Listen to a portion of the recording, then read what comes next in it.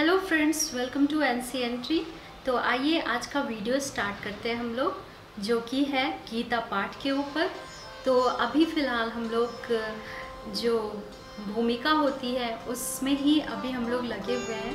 फिर धीरे धीरे हम लोग आगे बढ़ेंगे और गीता का जो कुरुक्षेत्र का जो गीता है उसके बारे में हम लोग बात करेंगे और उसकी जो स्टोरी है और जो भगवान ने कहा है उसे यथारूप ही आपके सामने प्रस्तुत करने की कोशिश करूँगी। अगर मुझसे कोई गलती हो जाए तो कृपा कर क्षमा कीजिएगा। थैंक यू दोस्तों। राधे राधे, जय श्री कृष्ण। तो दोस्तों, आज फिर से मैं भगवान कृष्ण का जो भगवत गीता का जो मैं पाठ कर रही हूँ, उससे ये जो भगवत गीता का जो पाठ मैं कर रही हूँ, वो भगवत गीता का पाठ आपको कहीं इंटरनेट पे या फिर कहीं भी डॉक्यूमेंटेशन में भी आपको नहीं मिलेगा। क्योंकि ये जो यथारूपेण गीता जो है, जो इस्कॉन मंदिर से हमने बुक के रूप में लिया था, वो है। और इसमें एक्सप्लेनेशन भी बहुत अच्छे से दिया हुआ है, एक एक मतलब क्या भगवान कहना चाह रहे हैं, क्या उसका मीनिंग है। और बड़े बड़े ऋषि महर्षियों ने, जो कि लाखों लाखों साल तक उन लोगों ने भगवान की सेवा में अपना पूरा जीवन व्यतीत कर दिया, तो उन लोगों ने क्या क्या कहा है, उन सब चीज़ों के बारे में मैं इस वीडियो के माध्यम से आपके साथ शेयर करने जा रही हूँ। तो कल जो हमने जहाँ तक भूमिका शेयर की थी, उसके बाद की भूमिका आज स्टार्ट कर रही हूँ। तो वो इस प्रकार है। भगवत गीता के 4th अध्याय में भगवान कहते हैं, इमं विवस्वते योगम प्रोक्तवान हम वयम विवस्वांत मनवे प्राह मुनिरिस्व कवे वृतम एवं परंपरा प्राप्ति मिमं राजर्षयो विदुः सकाले नेह महता योगो नष्ट परंतप स एवायाम मया तेद्या योगः प्रोक्त पुरातन भक्तोऽसि मे सखा चेति रहस्यं युह्योतदुत्तमम्। यहाँ पर भगवान अर्जुन को सूचित करते हुए कहते हैं कि भगवत गीता की यह योग पद्धति सर्वप्रथम सूर्यदेव को बताई गई। सूर्यदेव ने इसे मनु को बताया और मनु ने इसे इक्ष्वाकु को बताया। इस प्रकार गुरु परंपरा द्वारा यह योग पद्धति एक वक्ता से दूसरे वक्ता तक पहुंचती रही, लेकिन कालांतर में यह छिन्न भिन्न हो गई। फलस्वरूप भगवान को इसे फिर से बताना पड़ा। और इस बार अर्जुन को कुरुक्षेत्र में युद्ध स्थल में वे अर्जुन से कहते हैं कि मैं तुम्हें यह परम रहस्य इसलिए प्रदान कर रहा हूँ क्योंकि तुम मेरे भक्त तथा मित्र हो। इसका तात्पर्य यह है कि भगवत गीता ऐसा ग्रंथ है जो विशेष रूप में भगवत भक्त के लिए है, भगवत भक्त के निमित्त है। अध्यात्मवादियों की 3 श्रेणियां हैं, ज्ञानी, योगी तथा भक्त, निर्विशेषवादी, ध्यानी और भक्त। यहाँ पर भगवान अर्जुन से स्पष्ट कहते हैं कि वे उसे इस नवीन परंपरा, गुरु परंपरा का प्रथम पात्र बना रहे हैं, क्योंकि प्राचीन परंपरा खंडित हो गई है। अतएव यह भगवान की इच्छा थी कि सूर्यदेव से चली आ रही विचारधारा की दिशा में ही अन्य परंपरा स्थापित की जाए, और उनकी यह इच्छा थी कि उनकी शिक्षा वितरण अर्जुन द्वारा नए सिरे से हो।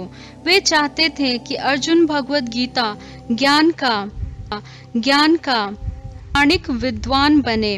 अतएव हम देखते हैं कि भगवत गीता का उपदेश अर्जुन को विशेष रूप से दिया गया। प्रत्यक्ष शिष्य तथा घनिष्ठ मित्र था।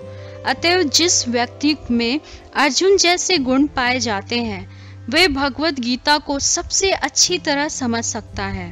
कहने का तात्पर्य यह है कि भक्त को भगवान के प्रत्यक्ष रूप से संबंधित होना चाहिए। ज्यों ही कोई भगवान का भक्त बन जाता है, त्यों ही उसका सीधा संबंध भगवान से हो जाता है। यह एक अत्यंत विशद विषय है, लेकिन संक्षेप में यह बताया जा सकता है कि भक्त तथा भगवान के मध्य 5 प्रकार का संबंध हो सकता है। कोई निष्क्रिय अवस्था में भक्त को हो सकता है, कोई सक्रिय अवस्था में भक्त हो सकता है, कोई सखा रूप में भक्त हो सकता है, कोई माता या पिता के रूप में भक्त हो सकता है, कोई दंपति या प्रेमी के रूप में भक्त हो सकता है। अर्जुन का कृष्ण से संबंध सखा रूप में था। इस मित्रता, सख्य भाव तथा भौतिक जगत में पाई जाने वाली मित्रता में आकाश पाताल का अंतर है। दिव्य मित्रता है जो हर किसी को प्राप्त नहीं हो सकती। निस्संदेह प्रत्येक व्यक्ति का भगवान से सीधा संबंध होता है और यह संबंध भक्ति की पूर्णता से ही जागृत होता है। किंतु जीवन की वर्तमान अवस्था में हमने न केवल भगवान को भुला दिया है, अपितु हम भगवान के साथ अपने शाश्वत संबंध को भी भूल चुके हैं। लाखों करोड़ों जीवों में से प्रत्येक जीव का भगवान के साथ नित्य विशिष्ट संबंध है। यह स्वरूप कहलाता है। भक्ति योग के प्रक्रिया द्वारा यह स्वरूप जागृत किया जा सकता है। जब यह अवस्था स्वरूप सिद्धि कहलाती है, यह स्वरूप की अर्थात स्वाभाविक या मूलभूत स्थिति है, पूर्णता कहलाती है। अतएव अर्जुन भक्त था और वह भगवान के संपर्क में मित्र रूप में था। हमें इस बात पर विशेष ध्यान देना चाहिए कि अर्जुन ने भगवद गीता को किस तरह ग्रहण किया। इसका वर्णन 10वें अध्याय में किया गया है। वो इस प्रकार है। अर्जुन उवाच परम ब्रह्म परम धाम पवित्रं परमं भवन् पुरुषं शाश्वतं दिव्यमादिदेवमजं विभुम् आहुस्त्ववादमिच्छ्रयः सर्वे देवर्षि नारदास्था असीतो देवलो व्यस्य स्वयं चैव ब्रवीषि मे सर्वमेतदृतं मन्ये यन्मां वदसि केशव न हि तो भगवन् व्यक्ति विदुर्देवान दानवा। अर्जुन ने कहा, आप भगवान परम धाम पवित्रतम परम सत्य हैं।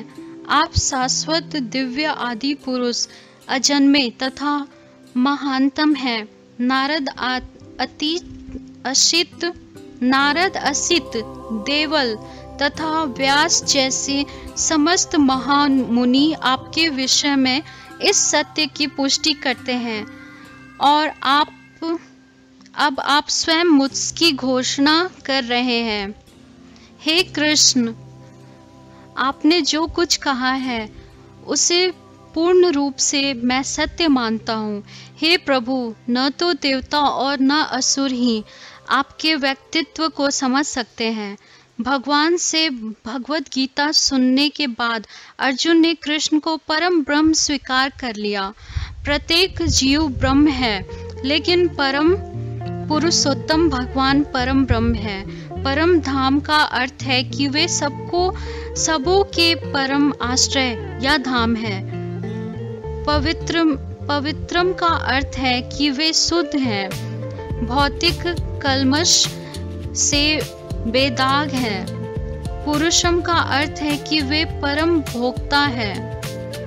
शाश्वत अर्थात आदि, सनातन, दिव्यम अर्थात दिव्य, आदि देवम भगवान, अजम अजन्मा तथा विभुम अर्थात महानतम है।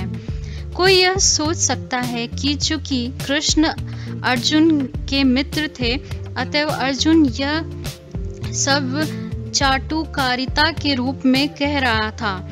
लेकिन अर्जुन भगवद गीता के पाठकों के मन से इस प्रकार के संदेहों को दूर करने के लिए अगले श्लोक में इस प्रशंसा की पुष्टि करता है, जब वह यह कहता है कि कृष्ण को मैं ही भगवान नहीं मानता, अपितु नारद, असित, देवता, देवल तथा व्यास देव जैसे महापुरुष भी भगवान स्वीकार करते हैं। ये सब महापुरुष हैं जो समस्त आचार्यों द्वारा स्वीकृत वैदिक ज्ञान का वितरण यानी कि प्रचार करते हैं। अतएव अर्जुन श्री कृष्ण से कहता है कि वे जो कुछ भी कहते हैं उसे वह पूर्ण सत्य मानता है।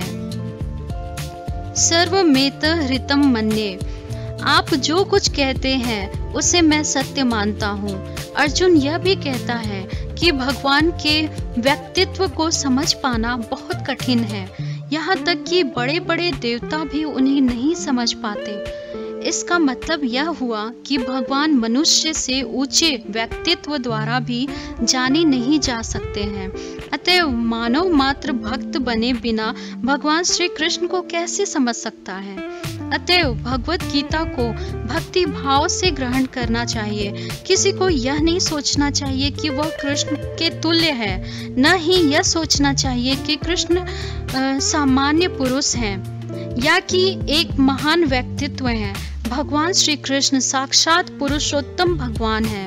अतएव भगवत गीता के कथानुसार या भगवत गीता को समझने का प्रयत्न करने वाले अर्जुन के कथानुसार हमें सिद्धांत रूप में कम से कम इतना तो स्वीकार कर लेना चाहिए कि श्री कृष्ण भगवान हैं, और इसी विनीत भाव से हम भगवत गीता को समझ सकते हैं। जब तक कोई भगवत गीता का पाठ विनम्र भाव से नहीं करता है तब तक उसे समझ पाना अत्यंत कठिन है, क्योंकि यह एक महान रहस्य है। जय श्री कृष्ण दोस्तों, राधे राधे। अगले वीडियो में हम लोग मिलते हैं, तो तब तक के लिए हमारे वीडियो को आप ज़रूर सब्सक्राइब कीजिए, हमारे चैनल को सब्सक्राइब कीजिए, वीडियो को लाइक कीजिए और ज़्यादा से ज़्यादा शेयर कीजिए। थैंक यू दोस्तों।